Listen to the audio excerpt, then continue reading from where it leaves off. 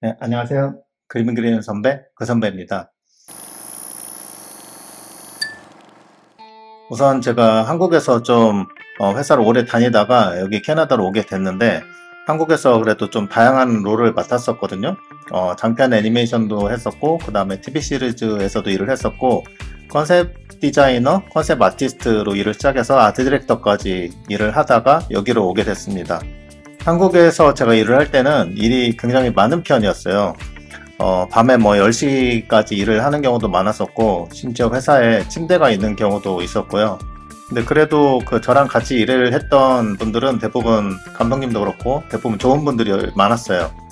아무래도 그렇게 그 일이 많은 이유가 한국에서는 인풋 대비 아웃풋이 좀 적어서 그러니까 들어가는 자본 대비 벌어들이는 수익이 적다 보니까 아무래도 스케줄도 좀 타이트하고 해야 하는 일도 많고 그랬던 것 같습니다.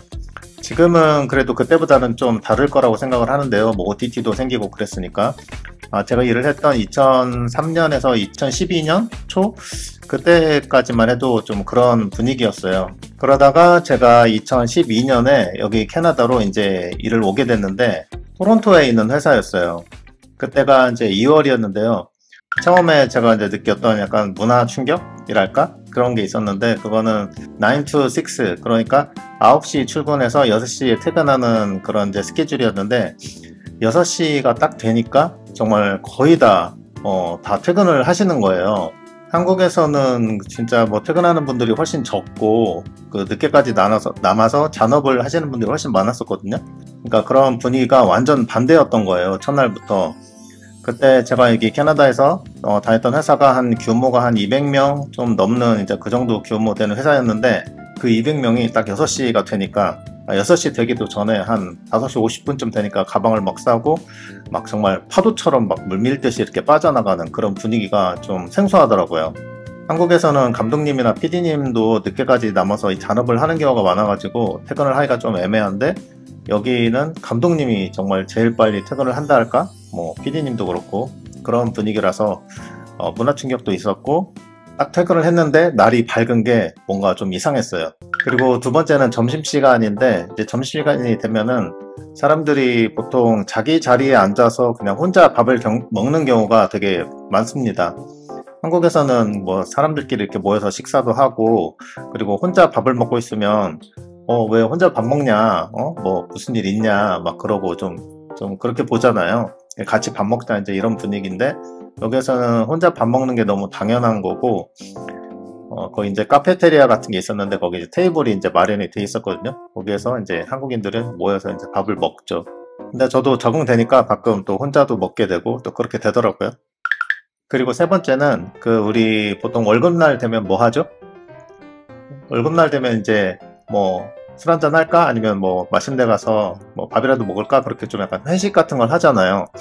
아니면 뭐 그냥 별다른 일이 없다고 하더라도 가끔 뭐 술 한잔 하자고 하거나 좀 그런 회식 문화가 있는데 여기에는 회식 문화가 전혀 없습니다.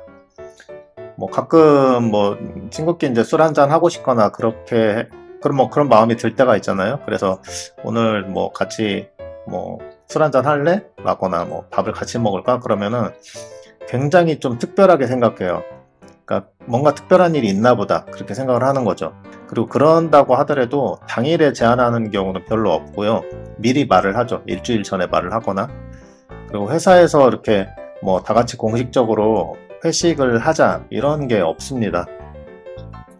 이제 뭐 회식이라고 한다면 뭐 1년에 한 번 아니면 두 번 정도 뭐 공원 같은 데 나가서 모든 직원들이 다 있는 데에서 아니면 가족들까지도 다 초대를 해가지고 뭐 바베큐 파티를 한다거나 아니면 뭐 크리스마스 시즌 같은 때를 좀 빌어서 뭐 그 드레스 코드를 맞춰서 파티를 한다거나 뭐 DJ도 부르고 그렇게 좀 공식적으로 좀 대규모로 하는 경우는 있어도 이렇게 소규모로 뭐 팀 내 회식이라거나 그런 거는 많이 없어요. 점심 때 점심밥을 같이 먹는 정도? 가끔? 뭐 그 정도는 해요. 그리고 네 번째는 그 퇴근 시간이랑 그리고 회식 문화가 없는 거랑 좀 관련된 얘기일 수도 있는데 퇴근을 딱 하면은 사람들이 모두 다 가정으로 돌아갑니다. 그 회식이 없는 것도 빨리 퇴근을 해서 집으로 가서 가족들이랑 식사를 해야 돼서 그런 거거든요. 남자들도 그래서 굉장히 뭐 가정적이다 그렇게 말을 할 수 있을 것 같고, 놀 때도 가족들이랑 놀고 아니면 뭐 친구들이나 아니면 친구들 가족을 자기네 집으로 초대를 해가지고 그러니까 가족 대 가족끼리 만나서 뭐 밥을 먹거나 그런 경우는 있어요. 그리고 주말에도 가족들이랑 캠핑을 가거나 그런 경우가 많거든요. 피크닉을 가거나. 그래서 한국 사람들도 여기 캐나다에 오게 되면은 좀 가정적으로 변한다고 해야 되나? 좀 그렇게 되더라고요. 이게 좀 심심해 보일 수는 있어도 궁극적으로 보면은 저는 좀 괜찮은 문화라고 생각을 해요. 일이랑 가정을 그러니까 확실하게 좀 분리를 하고, 일은 어디까지나 뭐 부수적인 거고 정말 중요한 거는 자기 가족이잖아요. 가족을 건사하기 위해서 일을 하는 거지, 일을 하기 위해서 가족을 이렇게 멀리하고 그런 거는 자신을 좀 망가뜨리는 그런 거라고 생각을 하거든요. 그리고 다섯 번째는 식데이나 휴가를 자기가 쓰고 싶을 때 마음대로 쓸 수 있다는 거예요. 보통 한 달에 한 번 정도 식데이가 주어지고요. 그리고 근속 연수에 따라서 이제 휴가 일수가 조금 달라지긴 하지만 보통 약 2주 정도, 1년에 2주 정도는 그냥 이제 유급으로 쓸 수가 있거든요. 또 근속 연수가 있으면 뭐 3주가 될 수도 있고 한 달이 될 수도 있고 그런 거고, 자기가 쉬고 싶을 때 그게 뭐 여름이 아니더라도 봄, 여름, 가을, 겨울 아무 때나 쉬고 싶을 때 쉴 수가 있습니다. 한국에서는 뭔가 좀 너무 바쁠 때라든지 아니면은 아무도 안 쉬는 뭐 예를 들면 가을에 쉰다든지 그러면 뭐 이유를 물어보거나 그럴 때도 있잖아요. 근데 뭐 여기는 이유 같은 건 전혀 이제 물어보지 않고 당연히 뭐 그게 그 이력서를 쓸 때 성별이나 아니면 나이나 이런 거를 전혀 안 쓰는 거랑 좀 비슷하다고 할 수 있을 것 같아요. 그러니까 개인적인 거는 일과 관련이 없다라고 생각을 하기 때문에 그런 거에 대해서는 전혀 물어보지도 않고 터치하지도 않습니다. 그리고 이제 보통 대부분의 회사들이 크리스마스쯤이 되면은, 크리스마스가 여기에서는 정말 가장 큰 명절이거든요. 그래서 보통 그 전후로 해가지고 1월 초까지 해서 2주 정도를 쉬는 경우가 굉장히 많아요. 그때 뭐 월급도 나오면서 쉬는 거니까 엄청 꿀이죠. 그리고 보통 한 달에 한 번 정도 이제 국경일이 있습니다. 예를 들면 뭐 2월 셋째 주 월요일 이런 식으로 보통 요일로 정해져 있어요. 그리고 보통 이제 금요일 아니면 월요일로 정해지거든요. 그러다 보니까 주말이랑 같이 합치면 이제 3일을 쉴 수 있는 거고, 거기에다가 이제 가끔 식데이를 합치면 이제 4일 정도를 쉴 수가 있는 거죠. 그러니까 보통 한 달에 그런 게 한 번 정도는 기회가 온다, 그렇게 얘기할 수 있을 것 같아요. 그리고 여섯 번째는 일과 관련해서 이제 작업한 거를 이렇게 같이 보면서 가끔 이제 업무 회의를 할 때가 있잖아요. 그때 뭔가 엄청 편한 분위기라는 거예요.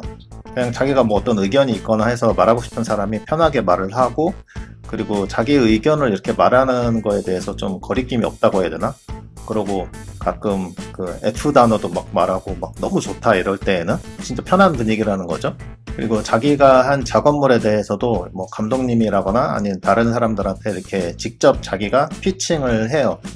내가 왜 이런 이렇게 작업을 했는지, 내가 어떤 의도를 가지고 작업을 했는지 그런 걸 직접 이제 말을 하니까 그런 것도 괜찮은 것 같아요.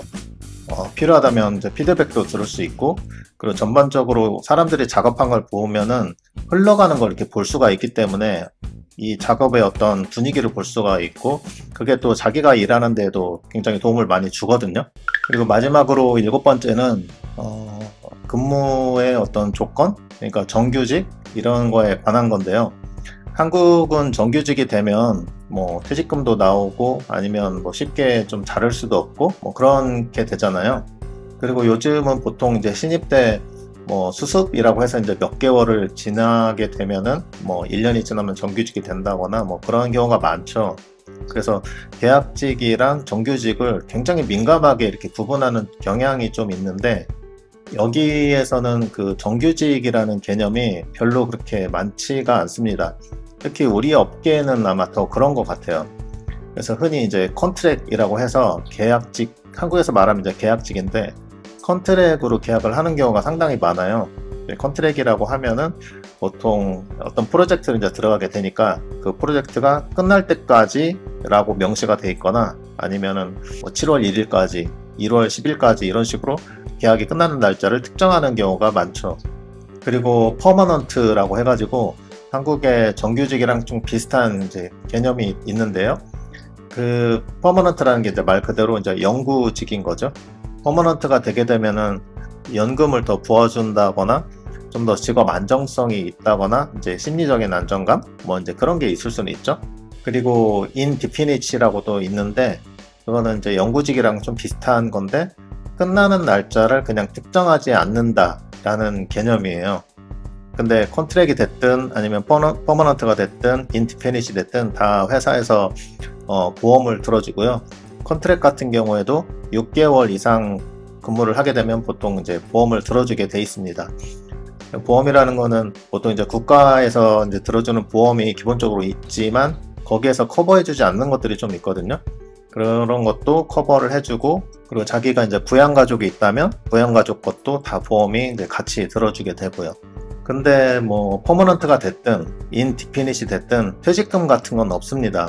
그리고 그렇게 영구직이라고 하더라도 능력이 좀 떨어진다, 회사에서 딱 이제 평가를 해가지고 이 사람이 이제 근무하는 게 좀 뭐 근태가 안 좋다 예를 들면, 그러면은 언제든지 좀 쉽게 자를 수 있다, 그런 것도 다른 점이라고 할 수 있는 것 같아요. 그래서 어떻게 보면 여기는 철저히 능력제다 그렇게 말할 수 있을 것 같거든요. 잘하는 사람은 막 계약이 이제 컨트랙이라고 하더라도 계약이 이제 계속 갱신되니까 영구직이랑 비슷하고, 그리고 막 다른 사람한테도 소개받고 여기는 좀 약간 다른 사람한테 소개받고 해서 가는 경우가 좀 많거든요. 그리고 저 같은 경우는 조금 다른데, 저는 프리랜서라서 사업자 번호를 따로 가지고 있어서 회사에 이렇게 종속된 개념은 아니고 회사 대 회사로 이렇게 계약을 하는 그런 케이스라고 할 수 있을 것 같아요. 자, 그러면 여기까지 얘기를 해보도록 할게요.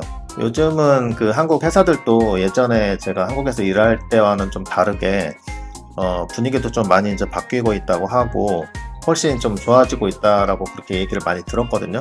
그래서 이건 어디까지나 제가 한국에서 일할 때와 좀 다르게 느낀 점을 얘기한 거니까 그렇게 이해를 해주시면 좋겠고요. 요즘에 한국 회사를 다니시는 분들이 좀 댓글을 달아주시면 좋을 것 같아요. 요즘 한국 회사들이 어떤 분위기인지, 그리고 외국 회사를 다니시는 분들 계시다면 그 회사의 분위기는 또 어떤지, 한국이랑 뭐가 다른지 이런 것들도 댓글로 좀 이렇게 남겨주시면 좋을 것 같습니다. 그리고 제가 얼마 전에 이제 유럽 여행 갔을 때 제가 좀 마음에 드는 그 엽서들을 좀 사왔었거든요. 엽서 신청이거나 뭐 그런 식으로 이제 댓글 달아주시면 제가 따로 연락을 드려서 제 손글씨가 있는 엽서를 집으로 보내드리도록 하겠습니다. 그리고 앞으로도 이제 그림과 관련된 다양한 정보들을 되게 빨리 좀 다양하게 올리려고 하니까요. 많은 관심 부탁드리고, 그리고 혹시 구독 버튼 안 누르셨다면 지금 바로 당장 살짝 한 번만 눌러주시면 정말 감사하겠습니다. 아이고, 네, 감사합니다. 그러면 다음에 또 올게요. 안녕.